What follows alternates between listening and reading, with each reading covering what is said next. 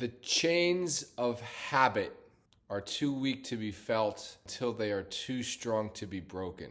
Welcome to day 4. In the last 24 hours, I experienced an interesting phenomenon. I am a type 1 diabetic. My body requires a certain amount of insulin to break down the amount of carbohydrates that I ingest throughout the day. Yesterday, for the first time, I experienced my body requiring less insulin relative to the amount of carbs I was intaking.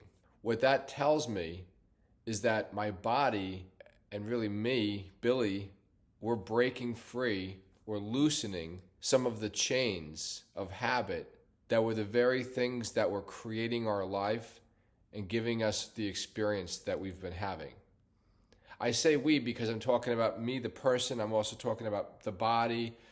And I pluralize that instead of saying I because it's bigger than the idea of an I. It's everything. It's me, it's my mind, it's my body, it's my life, it's my concept of myself.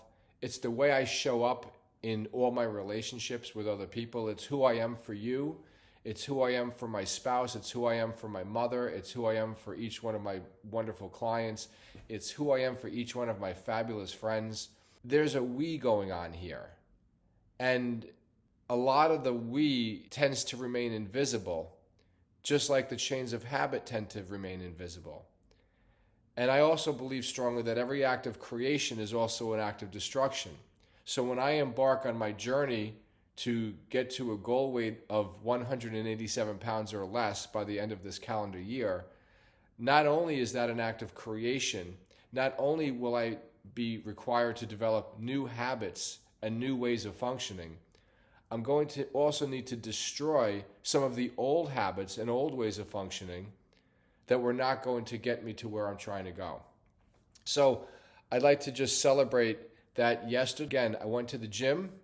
I was on the exercise bike. I did about 15 minutes on the bike.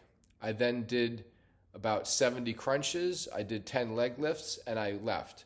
One thing about me is I noticed that when I start new projects, I have this tendency to become very visionary. Once I start making progress, I start seeing the big picture where it could lead.